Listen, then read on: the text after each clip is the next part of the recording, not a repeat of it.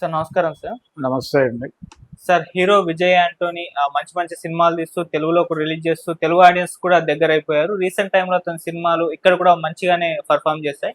ఇవాళ తన దగ్గర నుంచి మరో సినిమా కూడా వచ్చింది సార్ 'భద్రకాళి' అని. సో మరి 'భద్రకాళి' సినిమా ఎలా ఉంది? మీకెలా అనిపించింది? మరొక హిట్ కొట్టాడా ఇక్కడ కూడా? సో మీరేం చెప్తారు ఈ సినిమాకి సంబంధించి రివ్యూ? అంటే హిట్టు కొట్టాడా లేదా అనేది చెప్పడం కష్టం గానీ, సినిమా ఎంగేజింగ్‌గా ఉంది. హ్మ్. ఎంగేజింగ్‌గా ఉండటంతో పాటు కొంచెం ఒక ఆలోచన రేకెత్తించే పద్ధతిలో నడిపాడు. అందులో విజయ్ యాంటోనీ కంటే కూడా పాత హీరో చంద్రశేఖర్ ఉన్నాడు దీనిలో. తన పెర్ఫార్మెన్స్ చాలా బాగుంది. అలాగే తనని బాగా వాడుకున్నాడు ఈ సినిమాలో. తన స్ట్రెయిచర్‌కి తగినటువంటి క్యారెక్టర్ ఇచ్చారు. అది నిజానికి కీలకమైన క్యారెక్టర్ అది. అలా అంటే మనం చాలా సినిమాలు చూసాం ఇదివరకు. కటకటాల రుద్రయ్య దగ్గర నుంచి చాలా సినిమాలు ఒక అనాథ పెరిగే క్రమంలో తను అనాథ కావడానికి కారణమైనటువంటి సమాజం మీద ఒక కోపం, చిరాకు ఉండటం ఇవన్నీ చూసాం. అయితే ప్రస్తుత సమాజంలో జరుగుతున్నటువంటి అనేక అమానుషమైనటువంటి ఆచారాలుగా మారిపోయినటువంటి ఒక ప్రత్యేక సందర్భంలో సమాజం నడుస్తుంది. ఇది రాజకీయ వ్యాపారం జరుగుతున్నటువంటి సందర్భంలో ప్రపంచం ఉంది ఇప్పుడు. దీన్నే పట్టుకున్నాడు ఆయన. ఇప్పుడు రాజకీయ నాయకులు లేరు. ఒకప్పుడు రాజకీయ నాయకులను ఒక జాతి ఉండేది, ఒక తెగ ఉండేది. ఇప్పుడు కేవలం రాజకీయ వ్యాపారులు మాత్రమే ఉన్నారు. ఈ వ్యాపారులు కేవలం వ్యాపారం మాత్రమే చేస్తారు. వీళ్ళకి ఇతరేతర అంశాలతో సంబంధం లేదు. ఇది సెంట్రల్ ఐడియాగా తీసుకుని ఈ సినిమాని తీశాడు. ఈ భద్రకాళి సినిమాకి సెంట్రల్ ఐడియా రాజకీయ వ్యాపారం అనేది ప్రజల జీవితాలతో ఎలా ఆడుకుంటుంది, ప్రజల్ని ఎలా దోపిడీ చేస్తుంది, నిరంతరం పాలసీల పేరుతో, రకరకాల పాలసీల పేరుతో జనాల్ని ఎలా పీల్చి పిప్పి చేస్తారు, జనానికి ఏం పెడతారు, జనానికి పెడుతున్నామనే పేరుతో కూడా దోపిడీయే చేస్తారు, సంక్షేమ పథకాల పేరుతో కూడా జనాల్ని దోచుకోవడమే జరుగుతుంది, ఓట్లు కొనుగోలు చేస్తారు, మనిషి సరుకుగా మారిపోతాడు, ప్రతి మనిషి మీద కొంత ఇన్వెస్ట్మెంట్ ఉంటుంది, ఆ ఇన్వెస్ట్మెంట్ నేరుగా వాళ్ళే చేస్తారు, చేసిన తర్వాత వాళ్ళకు అనుకూలంగా పని చేయకపోతే క్షమించరు, ఉపేక్షించరు కూడా అనేది ఎస్టాబ్లిష్ చేస్తూ జరిగేటువంటి ఒక కథ ఇది. అయితే మన సమస్యలు మనమే పరిష్కరించుకోవాలి. ఎవడో వస్తాడని ఏదో చేస్తాడని ఎదురు చూడకూడదు. మనమే ఫైట్ చేయాలి, మనమే బయటపడాలి. మనని ఎవడో బయటపడేస్తాడు అనే భ్రమలకి గురి కాకూడదు అని నిరంతరం ఇతనికి బోధ చేసేటువంటి ఒక గురువు ఉంటాడు. ఆ గురువు నుంచి పొందిన ప్రేరణతో తన జీవితం ఇలా తయారవటానికి, ప్రపంచం ఇలా తయారవటానికి కారణమైనటువంటి ఒక వ్యక్తిని ఐడెంటిఫై చేసి అతను ఉన్నత శిఖరాలకు ఎదిగితే ఈ ఉన్న రాజకీయ వ్యవస్థలో ఇప్పటికే చాలా కాలుష్యంతో నిండిపోయింది, ఇది మరింత కాలుష్యం అయిపోతుంది కాబట్టి దాన్ని కనీసం అడ్డుకుందాం అని ఒక ప్రయత్నం చేసేటువంటి ఒక కుర్రాడి కథ ఇది. దాన్ని చాలా సబ్జెక్టివ్గానే చేశాడు, బాగా డీల్ చేశాడు. కొన్ని సన్నివేశాలు కొంచెం అంటే ల్యాగ్ అనిపించినప్పటికీ, సెకండ్ హాఫ్లో కొంత ల్యాగ్ అనిపించినప్పటికీ ప్రస్తుతం జరుగుతున్న వ్యవహారాలు చాలా వరకు స్పష్టంగా చూపించగలిగాడు. బ్రోకర్లు ఉన్నారు తప్ప నాయకులు లేరు.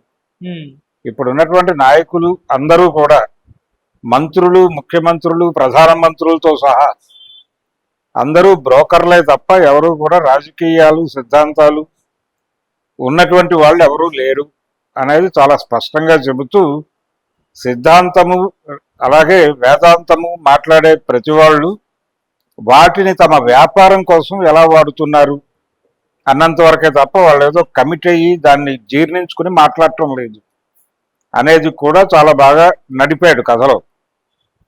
అందుకని ఈ తరహా సబ్జెక్ట్ చేయటానికి సిద్ధపడినటువంటి విజయ్ యాంటోనీని అభినందించవచ్చు. ఇది హిట్టా జనాలు ఎలా రిసీవ్ చేసుకుంటారు అనే దాంతో సంబంధం లేకుండా తను చెప్పదలుచుకున్న విషయాన్ని స్ట్రైట్గా చెప్పే ప్రయత్నం చేసుకుంటూ వెళ్ళాడు.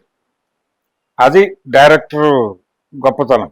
తనే స్క్రిప్టు, తనే అన్ని, తనే సినిమా అంటే తనే స్క్రిప్ట్ డిజైన్ చేసుకున్నాడు, సినిమా ఇలా ఉండాలనుకున్నాడు. అతని ఆలోచనలకి విజయ్ యాంటోనీ యాప్ట్ అవుతాడు అని అనుకున్నాడు. అంటే ఇమేజ్ ఉండి ఉండనట్టుగా ఏ తరహా క్యారెక్టర్లోనైనా జనాలు యాక్సెప్ట్ చేసే ఒక నటుడు కావాలి తను. అందుకని విజయ్ యాంటోనీని ఎన్నుకున్నాడు. అతనికి ఆలంబనగా నిలబడేటువంటి ఒక బలమైన క్యారెక్టర్ డిజైన్ చేసుకున్నాడు. ఆ క్యారెక్టర్లో చంద్రశేఖర్ గారిని, ఆయన రాజకీయాల్లో ఉన్నాడు నిజానికి. ఆయన గతంలో చాలా సినిమాల్లో హీరోగా నటించాడు, చాలా పాపులర్ హీరో. ఆయన సినిమాలు తెలుగులో కృష్ణ గారు, చిరంజీవి రీమేకులు చేసిన సందర్భం ఉంది. చిరంజీవి గారి మంచు పల్లకి సినిమా ఒరిజినల్ వెర్షన్లో ఆయనే హీరో తమిళ్లో.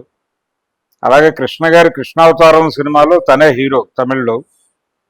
అప్పటి నుంచి అంటే మొదటి నుంచి కూడా తను ఎంచుకునే క్యారెక్టర్లు కొంచెం డిఫరెంట్గా ఉండేవి, చంద్రశేఖర్ ఎంపిక చేసుకునే క్యారెక్టర్.